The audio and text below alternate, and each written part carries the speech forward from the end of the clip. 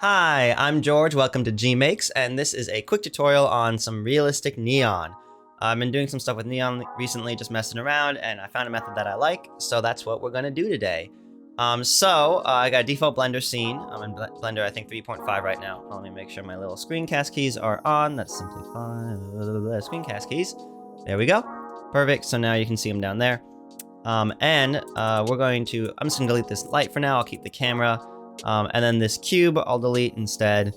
So for the base, the easiest way to get neon is going to be just getting some text. This is a pretty straightforward method that I think a lot of people might already know.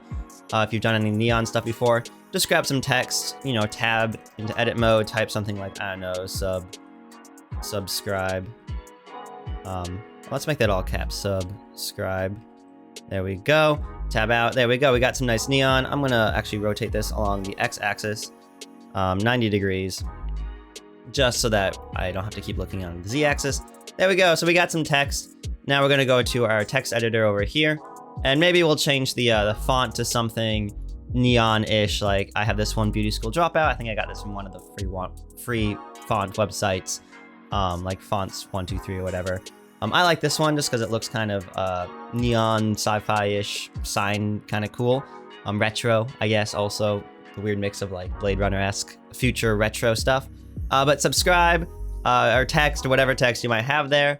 And then we're going to go fill mode. We're going to go to none, which just gives us the wireframe of the text. And then we can go down to geometry on this thing, and this depth right here. And then we can just do one. You can do smaller. We can scale this up. Like, let's scale it double just so that we have a little more to go with. But yeah, there we go. So that's a nice neon. That's the easiest way to get some text to use for neon. And look at that. And maybe we want to render this out. It has 12 samples right now. So maybe we just want to do like 24, 36, just to make those a little smoother. Like you can see, it's not going to, when you go down, you can really see it. And another way that I like to do is again adding a text, RX. There we go, and we're gonna move this up on the Z-axis.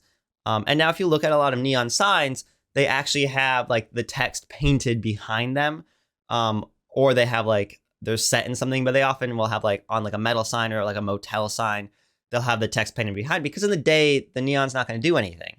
I like to go take this text, and let's just do like something like, we'll do all caps again, because neon tends to be all caps, and like all the signs I've seen when I'm like looking at stuff. Let's do GMakes, let's choose a different font for this one. I like Arial, actually works kind of nice for this. I also have like, I found a couple that are like blockier. I'm just gonna go basic Arial because it's rounded, it's pretty easy to read. That's the default, so nothing changed there. But GMakes, let's also scale that up just a little bit, so maybe it's just above that. So neon also often has this kind of background that will be like paint or the image. And then you can just go ahead and you can, I like Shift S, selection, wrong way, Shift S, cursor to selection. And then I go and I insert a curve, a Bezier curve, and then I'm just gonna put that on the, rotate on the X-axis as well. Tab into edit mode, I'm gonna actually delete both of those vertices. And this is where you can go ahead and grab this draw tool over here and basically trace out your text. It works with the mouse. I also have, it's not gonna let me, I have a Wacom tablet I'm trying to lift up to the camera. I have a Wacom, just a nice little wired one that I'm not gonna use right now, but that's what been using when I've been trying to like, especially some fonts that are a little trickier. It's really nice to use that just to try to kind of trace this initial. And you can also like draw stuff like that. You can do this with the mouse just as well. So we're into edit mode with this curve. And now I'm just going to, with this pen tool selected, I'm just going to draw a curve roughly around my letter.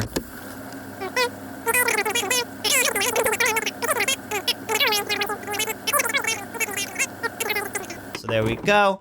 And now we got neon. This is the also pretty straightforward, pretty simple. This one is a little more complex, but you get some of these nice signs and you have a little more control over it. Again, in this curve properties, we're gonna go to depth. Let's just go 1 because this is often thinner. And there we go. I mean, off the bat, that's not too bad. You could kind of keep it like that if you want a little messy, a little janky. But I like going here, and this is where it gets a little more involved. And then selecting all my points, right-clicking, and then going to set handle type automatic. That gets rid of any of these sharp angles of the that are like corners, and resets everything to the kind of the default value. But if I just go into this front view right here, wherever your text is like front facing, and I just change this look to view, this becomes really simple of just basically rotating, scaling, and also like adding in points if I need them, and moving them around. Anyway, we got our basic neon. So again, we have this kind of backing. You could also duplicate this and add a backing to it. And so now the couple things that are going to make this realistic are adding connections and also the actual neon texture, the shading. I'm not getting into too in-depth into a lot of the needly bits, but a couple of things you could do to make, let's say, this sign right here more with the curves more realistic, is you could go ahead and, again, add in another curve or just copy this one. Again, I'm just going to RX just so it looks a little better. I'm going to select that, tab mode, delete those. And now I'm going to go again with my pen tool, and I can find all the endpoints of my first text. Just go ahead. Oh, that's annotations. I want my pen tool. Just go ahead and connect all of those. So the M to the A. You could also do this with the neon, but for if you want like kind of a cursive text, because that happens for some of the smaller signs. But when it's kind of bigger and I want more distinction between the letters, doing it as a separate thing, which these will essentially be wires. The neon wires that connect everything together. If you have a bigger sign with individual like big letters that you want separate, you can not do this and instead have kind of the wires be behind the sign. So each end of the letters like connects to the end of the sign, which I'll kind of show you after I just kind of quickly draw some wires for these. So there we go. So that could be our wires. And again, we can go, I can tab out, we can go to depth. And we can add, maybe they're thinner, so maybe it's 0.005, like half the width, or maybe a little closer, 0.008. You can mess with it, but basically now you could have wires, and then you'd also want to make sure that, I'm gonna go back to global, make sure that the neon itself is in front of the wires. Oh, also for the neon, the curve, we wanna fill caps at least. The wires, you might not need to. So now we have these wires. Again, you can kind of really finesse these and make sure they all connect, make sure they all, the neon is in front of the wires. Doesn't have to be fully, depending on the angle you're looking at. But the last thing to kind of like, how do these wires connect, is to go back to your neon, grab your select tool, and then where the point, so I want this point to connect. And basically what I would do is rotate this. I'm back into global, so along the z-axis, so that it looks like it's going into this wire. And then I can like scale that. Maybe I also want to subdivide this again, so I can have a little sharper angle right here. But you're basically just doing that. And now I can actually grab this out in front of our text. Maybe grab this sign again. There we go. So basically you just want to make sure those look as though they kind of connect up depending on the angle you're viewing it at. And then you just go ahead and kind of do that. You also do this for like the top, do that for every letter where they line up with your wonderful wires. So that's one way to get a little more realism, look like it's actually being powered by something. Another way is to, again, if you have big signs or big lines or just like the start and stop of your text, is again, do something very similar. So I'm just gonna go ahead, I'm gonna subdivide these again just to get this one right here. And now I'm going to rotate this so it's a little more straight on with looking down, because I'm going to go ahead and now rotate this again to get that like look like it's sticking into the sign. And now what I'm going to do is I'm going to go to Shift S, cursor to selected, and then I'm going to tab out of edit mode, and I'm going to just make a quick cylinder. It's really big, so I'm going to rotate it and scale it down. And then I'm also going to GUI, move it back. But this is, if you look at the neon signs, they have this kind of nubbin at the start and stop. And I'm just going to go ahead, I, and select that, and then E to extrude it inwards. I'm gonna Control A, apply my scale, and then I'm just gonna, you could subdivide this. I'm just gonna bevel it real quick. I'm gonna shade smooth. We'll do like 5, and I'm gonna go to normals, auto smooth, and there we go. So now we have kind of like this nubbin that's like telling it that this is where the electricity and the gas and the neon's coming from, and then it goes through all these little tubes, and then you could have another one at the end here. And for every, if you have a big sign for every letter, you could have that at the start and stop of each letter. But let's get to what makes neon neon, the shading. So I've opened a shader editor right down here. And then I'm going to new, and let's call this like subscribe neon. And now, of course, you could do, I think that the classic way of doing neon is just to grab an emission texture and plug that in, give it like a neon color, like an orangish red maybe, and then let's make the strength like 15. And then if you're not seeing any of that bloom right there, just enable bloom in your render settings if you're in Eevee. If you're in Cycles, you'll probably see it, but then when you composite it, you might, when you render it out, you might not. And of course, like you can change this, so the strength will change how much bloom there is, how much of that glow. You can also change your bloom settings, the intensity if you're like, I want it a little more subtler, or you can also export without bloom and then use the glare node in the compositor to have a little more control over it. Anyway, that's a compositing thing. For this texture, yeah, so it's nice, but it kind of falls apart because like neon doesn't really look just like a glowing tube. And why? Because the tube's not actually glowing. This is a little more like LEDs maybe, but for neon, there's an actual like glass or plastic tube that the gas is pushed through and then glowing. So what I like to do for that is add a glossy BSDF. We don't need glass because I don't want to mess with like light and stuff like that. Glossy, and then a transparent BSDF as well. And then we're going to go ahead, grab a mix shader. And we're going to mix these together. And then if I put that into the surface, you can see we get this nice kind of glossy tube.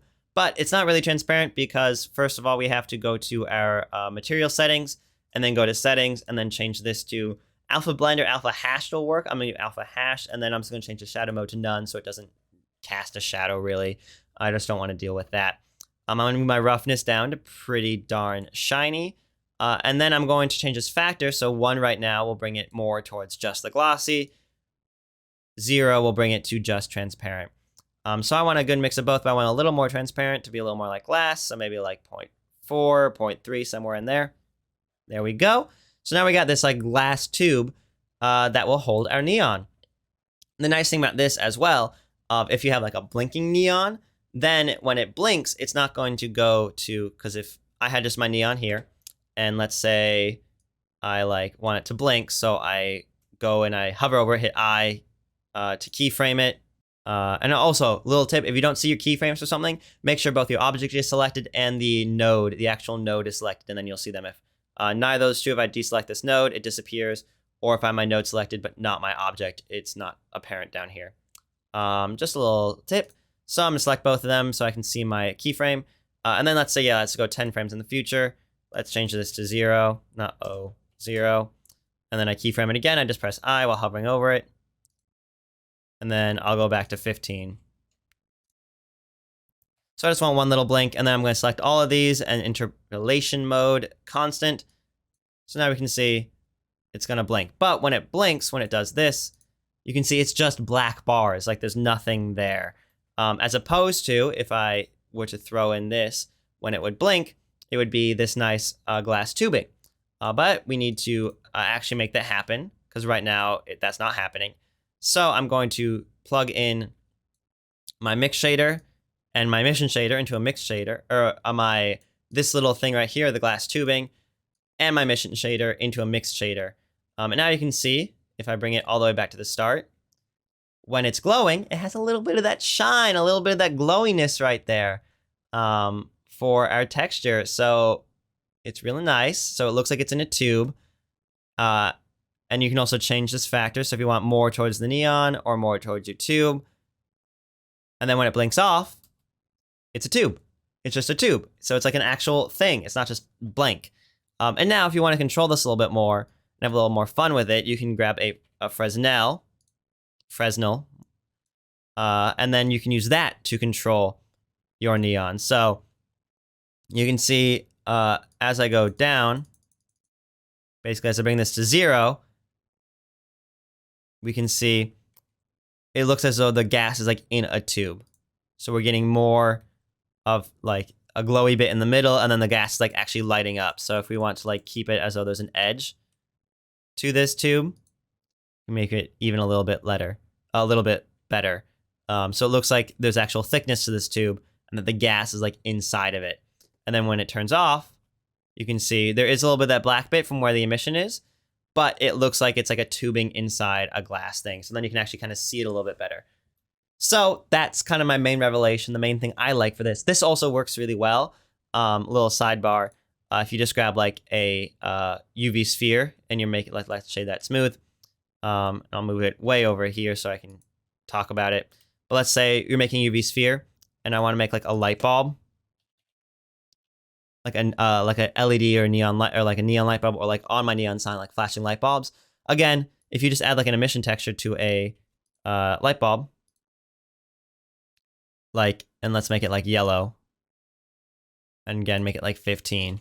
Make it, it looks like a glowing yellow thing. And like if I double the saturation a little bit, it looks like a sun or like an orb or a sphere. But if I take my neon and I take this wonderful little setup I have here, and I just Control C that, and then I Control V it down here, I can get rid of this BSDF. Boop. And then mix shader. Bring that back in.